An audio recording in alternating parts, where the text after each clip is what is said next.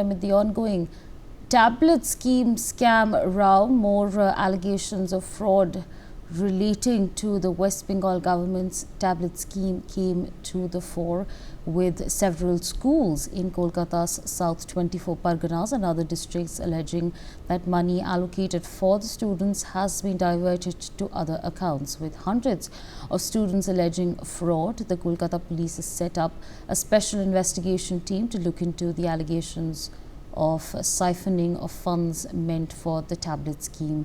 And in fact, similar allegations of fraud were made by authorities of at least 35 schools in the adjoining South 24 Parganas district, where funds meant by 400 students were diverted to different accounts. Developments that are taking place amidst the tablet scheme row. Remember, there were 35 schools who had already spoken about it, about the discrepancies, and now again the developments that are taking place. A special investigation team has now been put together in order to investigate into this development that's taking place, the tablet scheme row. And again, those are the developments that we're tracking. My colleague Rainik Datta joins me on the broadcast. Rainik, take our viewers through the details that are coming in. A special investigation team has been put together, is what we're learning.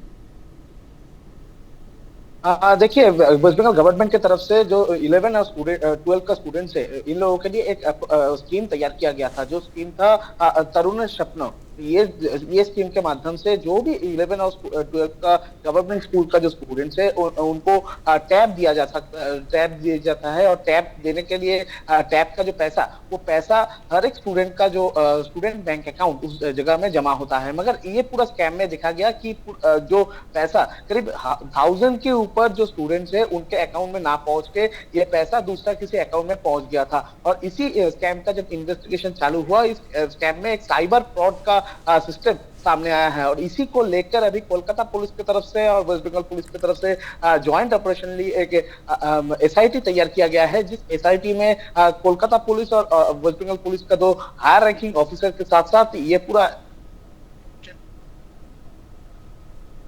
Cyber expert को भी रखा गया है। Cyber expert को include किया गया है ये एसआईटी में। ये एसआईटी का जांच में अभी तक जो सामने आया है कि 5 लोग अभी तक गिरफ्तार हुआ है, और ये 5 लोगों के अंदर है एक साइबर फ्रॉड चलता था, यानी उत्तर दिनाजपुर से ये साइबर फ्रॉड को ऑपरेट किया जाता था, ऐसा कोलकाता पुलिस के हाथ में इंफॉर्मेशन आया है। और उत्तर दिनाजपुर में ही अभी तक मालदा में अभी तक 5 लोगों को गिरफ्तार किया गया है ये पूरा केस में। और ये इन्वेस्टिगेशन जो है अभी एसआईटी की तरफ से किया जा रहा है। एसआईटी में जो साइबर एक्सपर्ट है उनकी तरफ से देखा जा रहा है जो बैंक अकाउंट्स में ट्रांसफर हुआ था, जो पैसा, वो पैसा दूसरे बैंक अकाउंट में ट्रांसफर कहां से हुआ।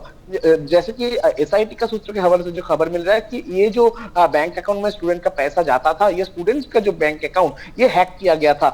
1000 के ऊपर जो स्टूडेंट्स, उनका जो बैंक अकाउंट ये हैक किया गया था, और ये हैक करने के बाद ही जो पैसा गवर्नमेंट की तरफ से उनका अकाउंट में डाला गया था, वो पैसा दूसरा किसी अकाउंट में पहुंच गया था। ये इन्वेस्टिगेशन में सामने आया है, मगर इसका पूरा लिंक किधर से है उसका ही ढूंढने का काम अभी एसआईटी की तरफ से किया जा रहा है। और एसआईटी का जो साइबर एक्सपर्ट, उनकी तरफ से ध्यान दिया जा रहा है कि कौन से बैंक अकाउंट में पहुंचा है, ये बैंक अकाउंट किसका है, ये जानने का कोशिश भी किया जा रहा है। जैसे कि एसआईटी का सूत्र के हवाले से जो खबर है कि जो 5 लोगों को गिरफ्तार किया गया है, उस 5 लोगों के अंदर एक बैंक का ऑफिसर भी इधर मौजूद है। बैंक में वो काम करता था, जिस बैंक में ये पैसा आता था वैसा ही एक सरकारी बैंक में काम करता था, उनको भी गिरफ्तार किया गया है। और उनको आज कोर्ट में पेश करके पुलिस कस्टडी का डिमांड अभी पुलिस की तरफ से किया जाएगा। और फर्दर इन्वेस्टिगेशन में पुलिस देखने का कोशिश करेंगे, ये एसआईटी देखने का कोशिश करेगा कि ये जो बैंक अकाउंट में पैसा पहुंचा था, ये बैंक अकाउंट किसका है और किस तरीके से ये